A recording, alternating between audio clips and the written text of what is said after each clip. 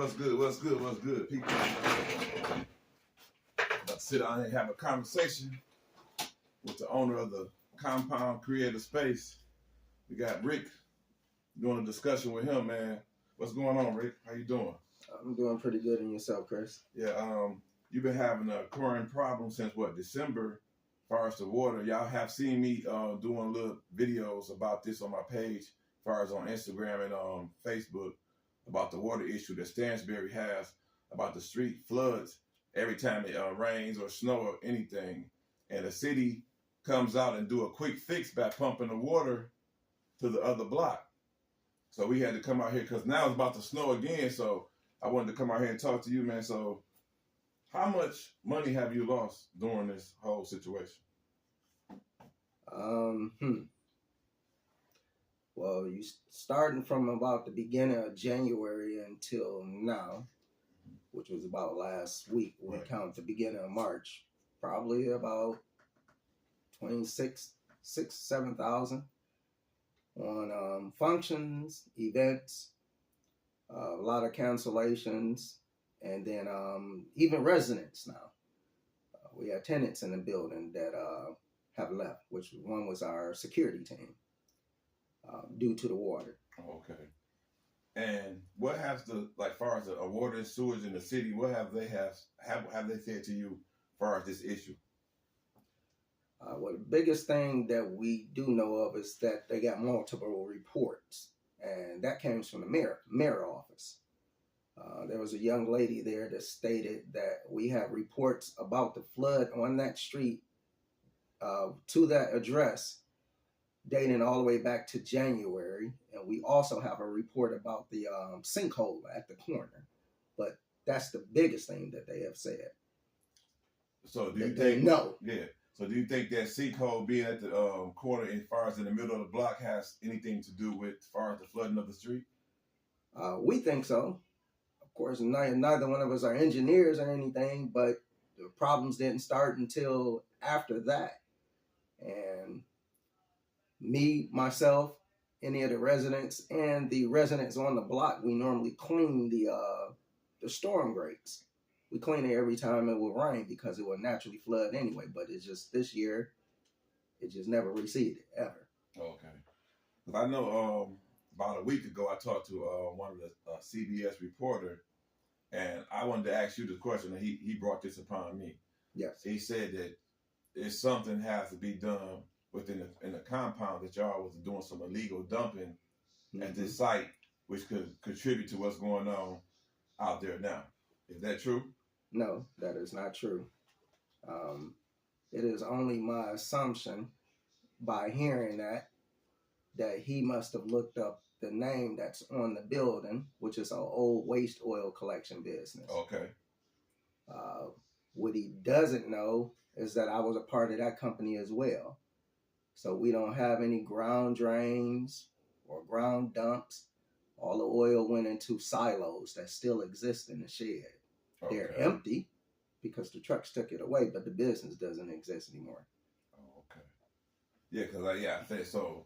By him looking that up and trying to base it upon that without doing the research, it's like now in their head is it had nothing to do with the outside. It's back there, so they're just coming out here doing a quick fix, but not getting to the deep rooted of the problem. Correct.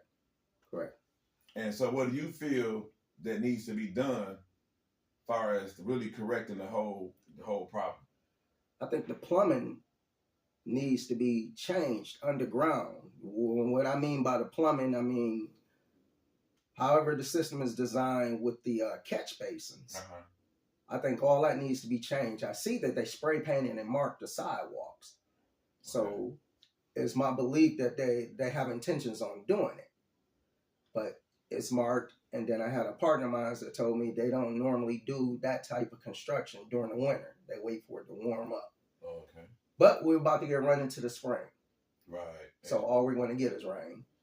And so how many times have you personally seen the water and sewage people out here doing, supposed to be, quote unquote, taking care of the problem?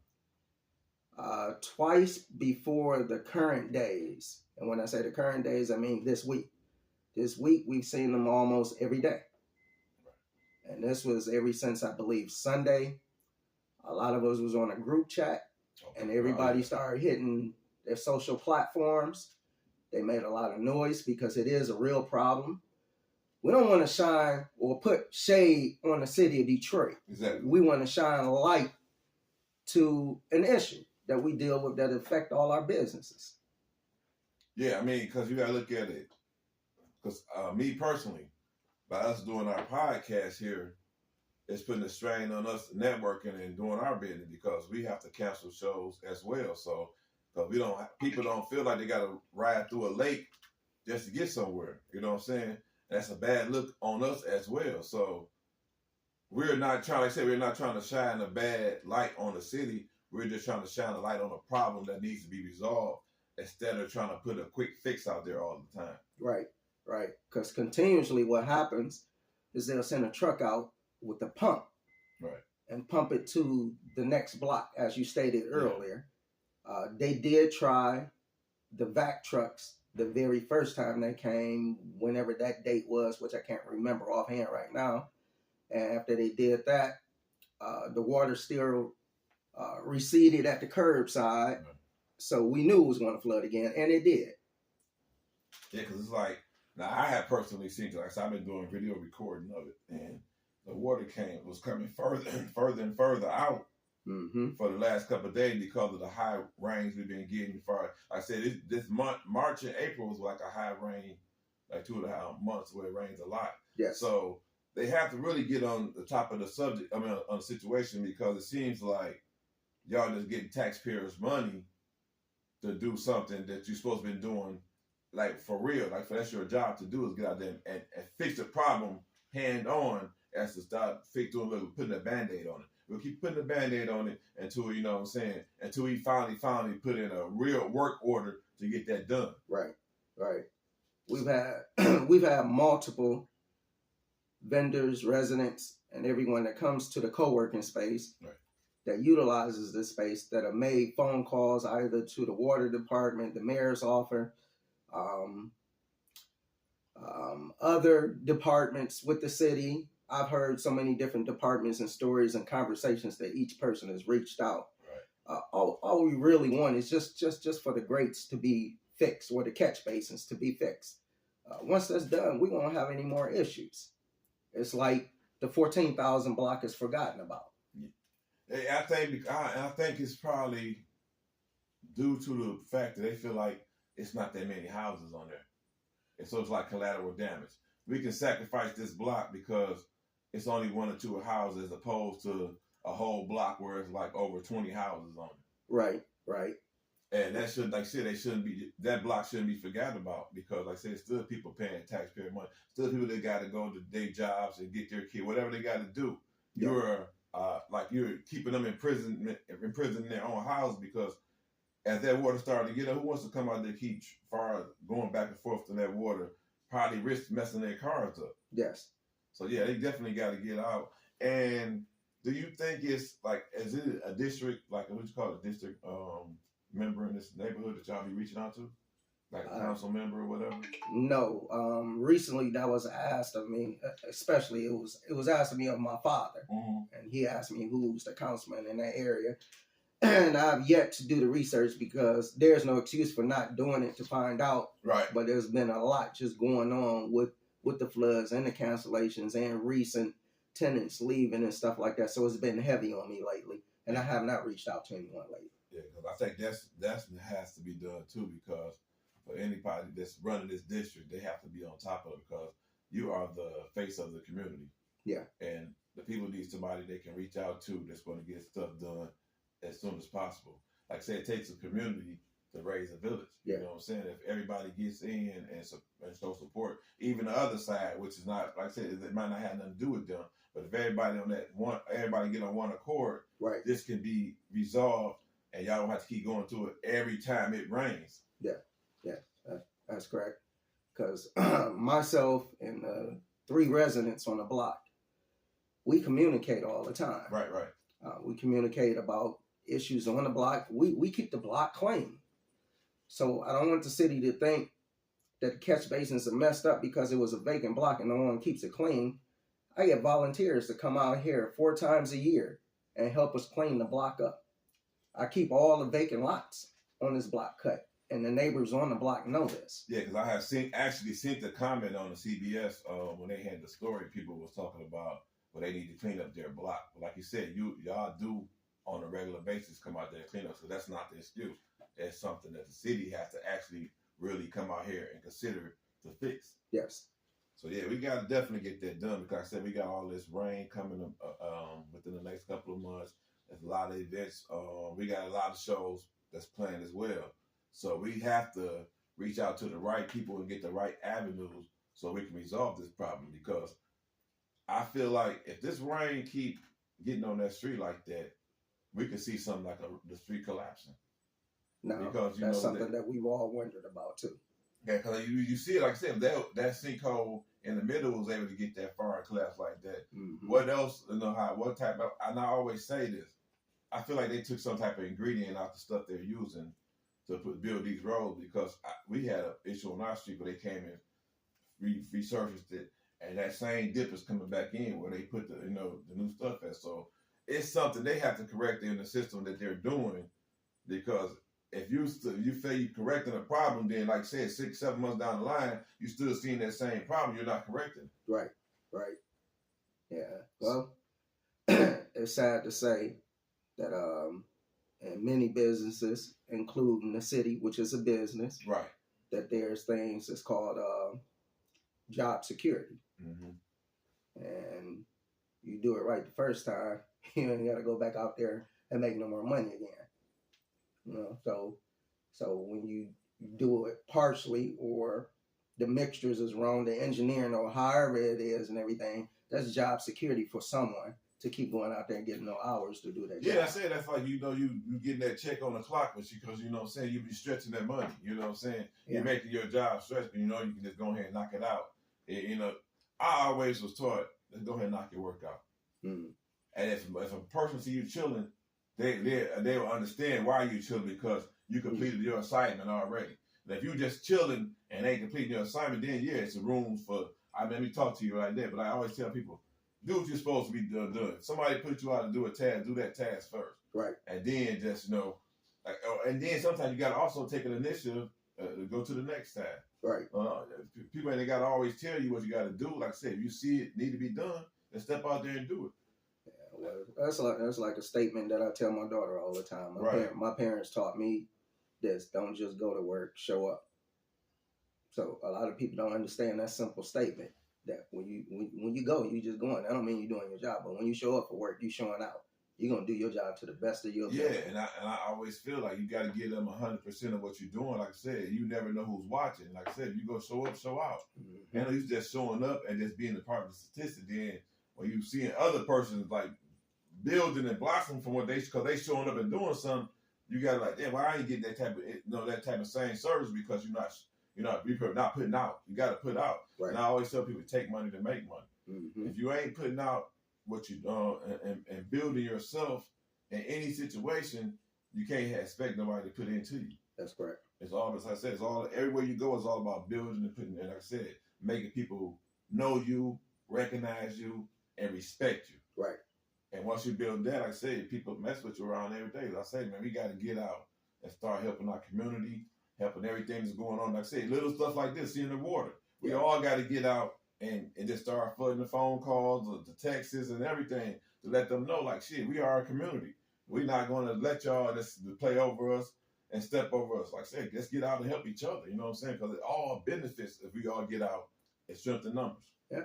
And we're not wrong for speaking out on it. It's a problem. And everybody knows the old statement, the squeaky wheel gets the attention. Yeah. So we squeaking. Everybody here is squeaking. Everybody on the block is squeaking, because it's a real problem. It's not a minor problem. It's a real problem that is stopping people from having jobs. I've had to let 4 people go that had jobs here. Then besides me talking about jobs, you're talking about residents in the building. Their businesses are hurting from it. Yeah. You're talking about other residents that have left already. That's a problem. I thought the city of Detroit was about building jobs, building communities, creating new, jobs and opportunities. That's what the compound space is about. create new opportunities. But now all that is being diminished, not by nothing that we're doing, because of the fact that we have a problem with the street flooding every other day. Out of 90 days, we've had 10 days of dry street. Yeah. Count that. Yeah. 10 days of dry street out of 90 days. We may be up to like 12 days now because they cleared it up the other day. So I can count 2 more days added on to that. And then the crazy thing about it, you're not even including the days where people could let's creep through it, because it was we didn't think it was a problem at first. You know what I'm saying? Right. Then as it started building up and getting, you know what I'm saying, taller and taller, but that was been going on actually since December. Yes. So so people was tolerating it. So now we can't tolerate it no more, because, like I said, in the process of us trying to get back here, we can mess up our cars, anything. You know what I'm saying? You've had 4 people that have had to put their cars in the shop, and I'm one of them. Yeah, see, yeah. Because of the water. Because although the water is up there, some of us have no choice. We still have to try to navigate our way through to still conduct business, whether it's running errands or coming here.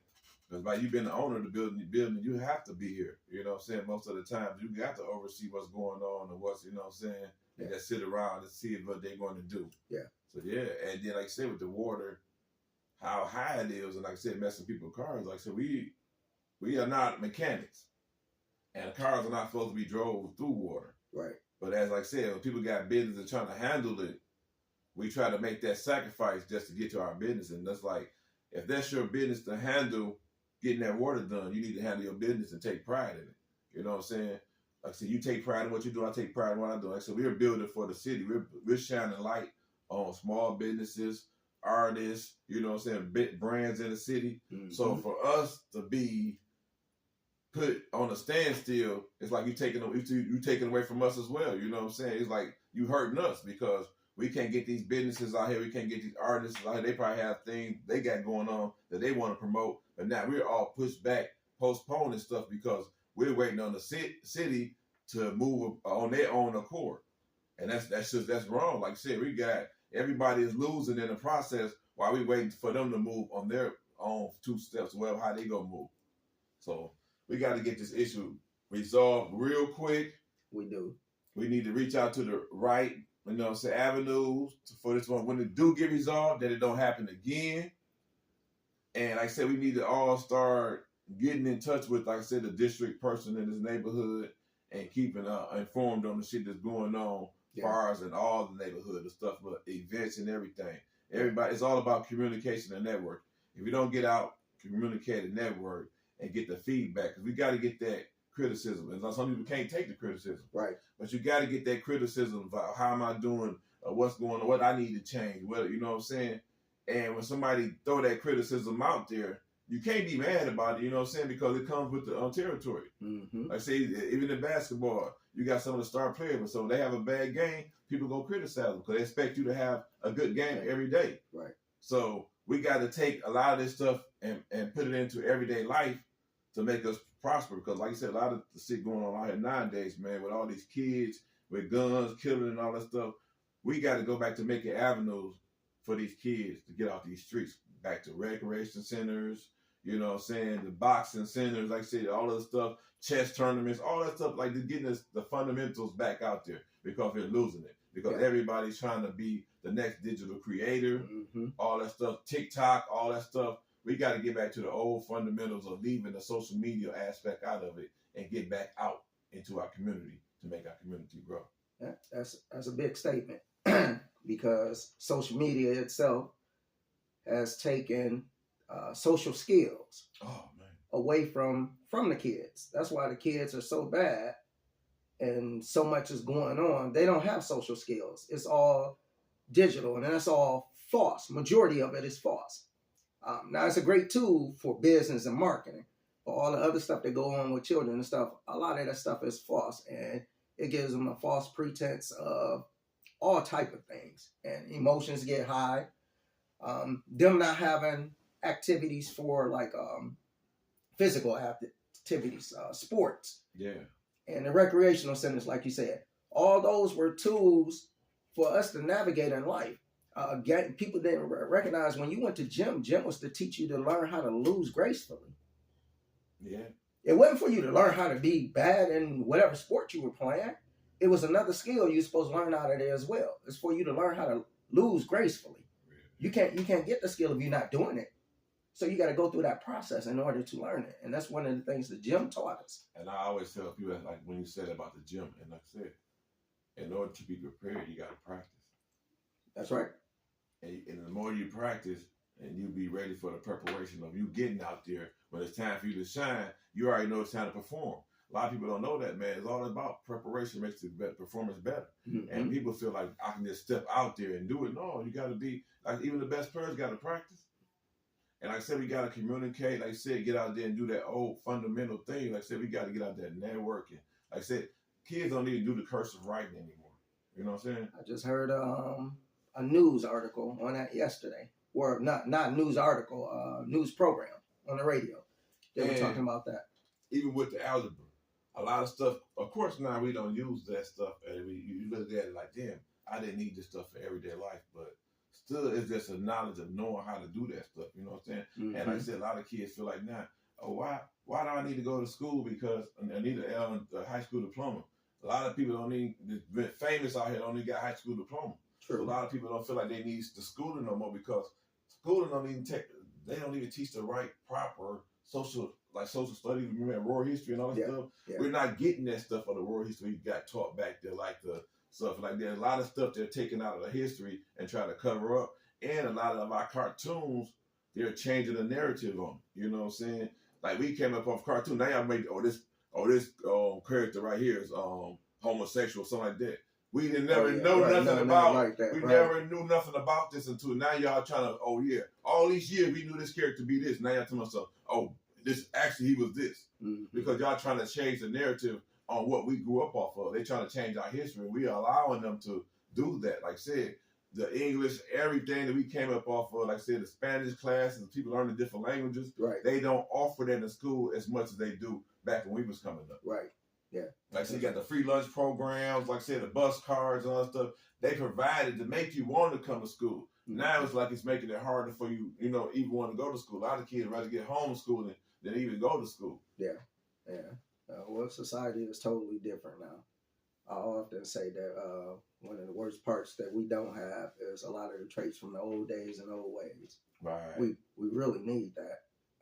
I don't know if we'll ever get back to it, but you got to have enough people that want change. And definitely too, we got to hold ourselves accountable because we do. As us being older, a lot of the older people in our generation stopped teaching, and a lot of these young kids stopped listening.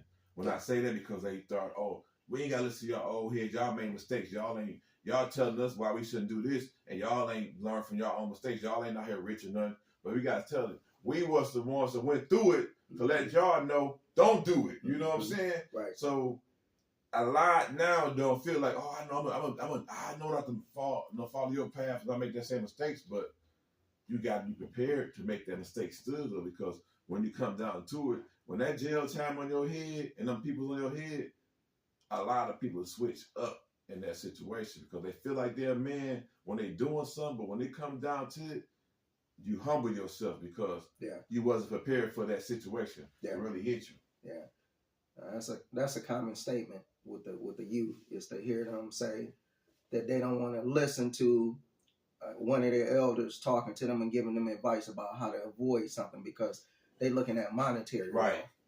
And monetary wealth is the part where they're looking at all the materialistic things, and some people have made money and are not materialistic, and some people have made a decent living, but to the youth they're not wealthy, but they don't understand the wealth is that knowledge that they're giving them. That's the true wealth. Definitely, man. So I just feel like, man, as we getting into this 2023, man, we got to really hold ourselves accountable as the older ones and step back out there and show them as an avenue, show them as different ways they can go, show them as people still to care about them. Because I don't think a lot of these kids feel like they're grown because they feel like nobody care about them. So they feel like they got to step out there at a younger age and step responsibility as a grown person when they're not. And we do throw a lot of kids out here in grown situations at an early age. Yeah. and they feel like they grown. But we got to go back to the narrative of being that one to taking care of that village and helping each other out. You see somebody doing wrong, pull them to the side. Like, man, that ain't right, man. You know what I'm saying? Go, you know what I'm saying? It's like now we don't need respect our neighbor anymore. Yeah. Like you waiting soon as your neighbor leave to go in your neighbor's house, see what your neighbor got. Yeah. When your neighbor could have left her door open, I left my door open, and make sure y'all watch my house. Oh, cool. Well, nobody even touched the house. Right. Now that mentality's gone out the door. Yeah. So we got to go back to some of, like I said, some of the fundamentals we came up off of. We got to instill that in them. Yeah. Yeah. And I said, how can we do that though? What do you think we got to do? Like I said, what do we have to do to make them believe in us? Because I don't think they believe in us anymore. Well, one of the ways that I believe, and is probably maybe the only way, is you got to have a social skill yourself to be able to meet the youth where they are. And when I say meet them where they are, at their level, that level of communication, you might not even be a person that really talk street lingo or anything like that, whatever, but you can do it to the best of your ability where it is that they're understanding you. Because a lot of times when you come at kids, you coming at them with conversation or language and stuff, and it's well above them, they ain't listening to you anyway. Right, yeah. That's what the reason why, example, gospel music. You got your contemporary people that listen to contemporary gospel music, then you got the people that listen to the older gospel. The old people that listen to older gospel didn't like contemporary, but they had to understand that people get changed and saved at different places. So they had to make contemporary and rap gospel in order to reach the people who listen to contemporary music and rap music in order for change to happen. Yeah. You have to meet them where they are. Right. That's the whole thing of being able to have conversation and be able to have good conversation and change your conversation, like with the youth, the teenagers, the adults. You got to be able to reach and have that ear to the streets and be able on that professional level. So you got to be able to adapt to any situation, but you got to still bring that word and that purpose behind what you're saying. Right. A lot of people try to switch up and be something they're not when it's not real. And people can peep that out when it's not genuine. So if you reach the kids at a right way and give it to them genuine, they feel that stuff, they're like, well, damn, OG might be right. Mm-hmm. You know, so he done been through this. He ain't just saying it to keep me out. He really want me to be out on the street and be something with myself. You know what I'm saying? Right. You know, a lot of people tell these kids, no, don't do that, but then they still seeing you doing it. Mm-hmm. That's not the way to do it. They see you going another way and then blossoming and building yourself in a different way. They go respect that. That's right. But if you trying to tell them something and you doing the same thing, bumping your head, but you telling them, oh, you bump your head too, nigga. I know, you know what I'm saying? So yeah. We got to stop that. We just said we got to start holding ourselves accountable and telling them, yeah, I did this. I bumped my head. I did the dumb shit too. But you know what I'm saying? Yeah. This was the end result of it. Don't. We go be transparent. Be transparent all the way. Right. You know what I'm saying? Don't be halfway with it. Yeah. And that's what these kids don't like. We be halfway with the transparency. I try to be transparent with my kids, my daughters, and all that stuff. You know what I'm saying? Because I don't want y'all to run into the wrong shit or let a guy run game on y'all and all that stuff because you got to see it from all angles. You know what I'm saying? I came up with, I was a baby. I had my older sisters and brothers. And I watched them play the game. Yeah. And I watched them get played as well. Yeah. And I learned from all of it. Because, I'm not going to do that. I see what is happening. You go end result. You got to take in. It's like scouting, like being a coach. You got to take in all you can. Like I say, whatever you do. If a lot of people doing the same thing you do, take in from each one. But you got to make yourself better while you taking in that knowledge from each thing you're getting out of. And a lot of people don't do that. Yeah. Well, I see. I got a lot of common statements, and most people know me for that. I go to certain things or either old sayings, and based off of what you just said, one of the old sayings that I say all the time: life is like a toolbox. Yeah. You know, you come into different situations. You got a lot of tools on there, but there's only one in there that you need for this situation. Right. You have to learn how to navigate in life. And you got to be able to pick out that tool off rip. Oh yeah, I need this tool right here. Just by seeing it. Right. Just by taking, so you got to really take a picture, break down, assess the situation. Oh, I need this tool right here. Mm-hmm. And it's all about that knowledge and learning it quick. Yeah. Because if you be slow with it, you can be passed up. But I say you learn it quick. Oh, yeah, I need this tool right here. Yeah. So it's all because you know your toolbox. That's what you do. And you take passion at what you do. So you're like, oh, yeah, I need that tool right there. That's right. That's all about what a mechanic. He'll look at something. Oh, you need that 716, boom, boom. Because they already know. They know. Yeah, because they take pride in what they do. And that goes back to what you said earlier, though, too. Relating that to when you said them being in the gym and they go in there and they practice. Yeah. You know, that practice builds where you got that knowledge where you can just move that way. Like they say, practice make perfect. Exactly. So yeah, man. I did want to take this time out to come talk to you, man, because I know you're going through a lot over here, man. And like I said, I appreciate you, man. Because I said, you know, we appreciate you. You know what I'm saying? So we got to get this word out here, man. So hope the right people see this video and, like I said, help this process speed up and just, like I said, take care of the whole problem and whole instead of putting a Band-Aid on it, man. Like I said, again, taking time out your day, messing with us, man. We appreciate it, man. Hopefully we get this out here. I appreciate you all the time, man. Like I said, man, we'll get this all happen, the time. man. Rock the belt on poker. Y'all know the slogan, man. Thank you, y'all tuning in. We'll see y'all soon. I'm going to go home and edit this. Yeah. You make it when you give me a slide.